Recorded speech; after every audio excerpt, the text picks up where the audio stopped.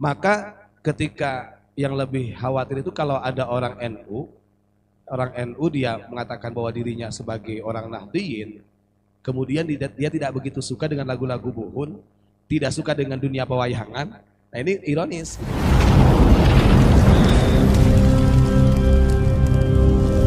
Bismillahirrahmanirrahim. Assalamualaikum warahmatullahi wabarakatuh. Rabbi shrah li sadri wa yassir li amri wahlul 'uqdatam min lisani yafqahu qawli, amma ba'du. Hadratul kiram, para alim, para ulama, sesepuh bini sepuh, wabil khusus murabbi rohina Abuya Muhammad Gufron Al-Bantani beserta keluarga, dan juga Raisul Ma'had Gus Asep Saifullah, para dewan asatid, dan para jamaah pecinta Hizib Ghazali, pecinta Hizib Gufroni dimanapun berada, yang mudah-mudahan kita semua selalu diberikan keistiqomahan oleh Allah Subhanahu wa Ta'ala. Amin Allahumma amin. Begini Pak Imron, sebelum lebih jauh nih, karena saya ini kalau mengenai tentang masalah kebudayaan yang ada di Nusantara itu gak begitu mendalam Pak, daripada nanti salah kaprah malah dhalun mudillun begitu Pak. Saya itu kalau yang nggak tahu sudah tahu lah. Yang jelas begini, mungkin Nahdlatul Thaqafah, kalau saya garis bawahi, mau itu jenisnya fatwa yang berbentuk untuk membela negara ataupun agama, atau membela dengan cara seni dan budaya, dengan irama-irama, nada-nada atau laras-laras, itu bagian daripada Nahdlatul Thaqafah. Makanya di dalam NU itu ada yang namanya Les Bumi. Nah, Lembaga Seni Budaya Muslim Indonesia.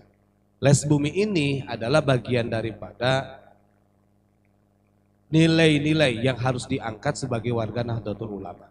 Di dalamnya itu ada yang namanya Nahdlatul Thaqafah, membangkitkan tradisi seni budaya, makanya kayak wayang dan lain sebagainya, lagu-lagu lama, lagu perjuangan, dan lagu-lagu Buhun kalau di Sunda itu. Nah itu masuk di kategori Nahdlatul Thaqafah. Maka ketika yang lebih khawatir itu kalau ada orang NU dia mengatakan bahwa dirinya sebagai orang Nahdliyin, kemudian dia tidak begitu suka dengan lagu-lagu Buhun, tidak suka dengan dunia pewayangan. Nah ini ironis gitu Pak. Sementara selain kita mengetahui khitoh NU itu, ya di dalamnya ada yang namanya Nahdlatul Thaqafah di bawah naungan lembaga Les Bumi tadi itu. Makanya beberapa kali kita bersama Abuya Muhammad Gufron di Bandung mengadakan acara pengajian bersama wayang golek. Waktu itu judulnya adalah Dawa Lagukan. Kemudian di Malang pengajian akbar dibarengkan dengan wayang kulit Ki Ardi waktu itu ya. Waktu itu apa judulnya itu? Temanya itu apa dulu lupa lagi. Semar Gugat. Nah itu menunjukkan bahwa Nahdlatul Thaqafah ini juga menjadi senjata untuk kemakmuran bangsa Indonesia. Bahkan menjadi alamat, bukan alamat anak soleh Pak, jadi ciri khas. Orang itu kan mengenal Indonesia hebat itu karena saking banyaknya alamat, tanda-tanda tradisi atau thaqafah. Makanya kan di logo Les Bumi itu ada tulisan. Ada tulisan Nahdlatul Thaqafah. Cuma kadang-kadang sih banyak orang yang belum begitu memahami. Hanya saja itu dengan bahasa Arab Nahdlatul Thaqafah. Kalau artinya kebangkitan atau membangkitkan tradisi seni budaya. Dan kalau berbicara tentang tradisi seni budaya macam-macam, termasuk kita kemarin mengadakan acara dibarengi dengan pencaksilat, kemudian dibarengi dengan debus dan lain sebagainya. Dan jangan kira Pak, penampilan debus kayak gitu itu ada dari zaman dulunya. Ada dari zaman-zaman nubuah. Walaupun orang sudah menjadi rahasia umum, itu adalah sebagian besar trik gitu. Emang untuk menghibur gitu, untuk menghibur. Dari sejak dulu sudah ada. Makanya kalau kita melihat dalam Al-Qur'an sendiri sudah jelas. Khudil afwa wa'mur bil 'urfi wa a'rid 'anil jahilin. Itu ayatnya Pak, yang digunakan oleh Les Bumi untuk memakmurkan thaqafah.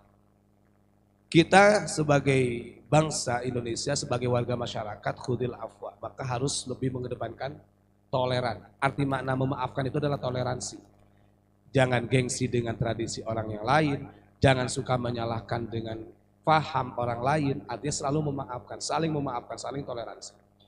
Kemudian yang kedua, Wa'mur bil urfi, itu perintahnya. Untuk selalu membumikan, membangkitkan urfun. Urfi itu adalah al-adah, suatu kebiasaan yang memang dilakukan oleh suatu daerah atau seseorang. Itu namanya adat. Setiap negara itu mempunyai tradisi. Tapi kebanyakan tradisi-tradisi ini orang mengenalnya bahwa di Indonesia yang lebih banyak tradisinya.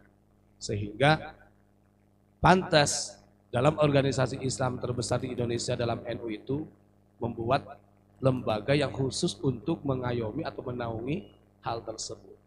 Karena mau disadari ataupun tidak, berkat seni budaya, tradisi yang ada di Nusantara, NKRI ini menjadi satu. Kita lihat di dalam seni itu paling gampang untuk merukunkan seseorang. Kita lihat, jangan melihat dari segi negatifnya aja. Walaupun ini sudah terkontaminasi dengan musik-musik luar lah, kayak band atau mungkin dangdut begitu ya. Tapi yang kita ambil adalah seninya, dengan nada, dengan irama.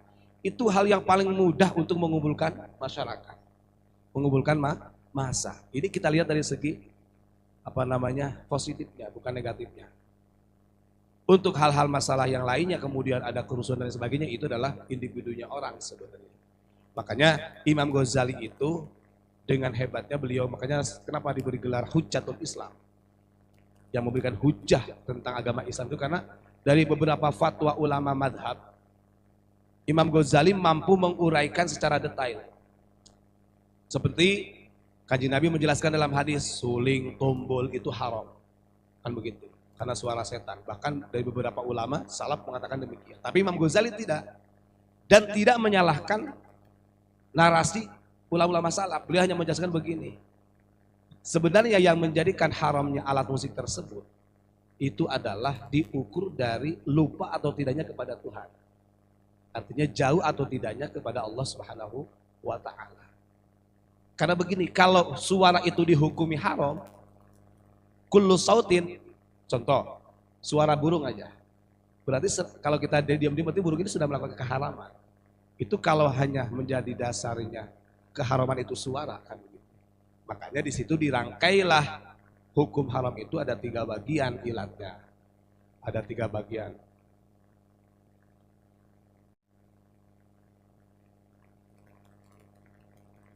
Nah itu nanti saya melengkapi aja dulu. Gak apa-apa, gak apa-apa.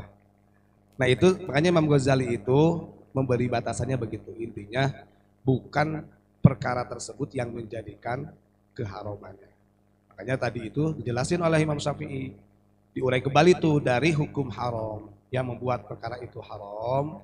Satu, karena perkara itu najis. Yang kedua, karena perkara itu adalah hurmah, mulia. Yang ketiganya karena bahaya. Nah itu kebanyakan orang belum memahami kepada ilat asbabul haram tersebut. Makanya di sini contoh kemarin sampai suling sama Abu Yawma Ghufran ditempelkan juga di sini. Bahkan kita beberapa kali bikin musik ya pakai suling juga. Nah ini kalau orang yang fanatik, wah Kanjeng Nabi kan tidak pernah menganjurkan itu, bahkan dijelaskan haram.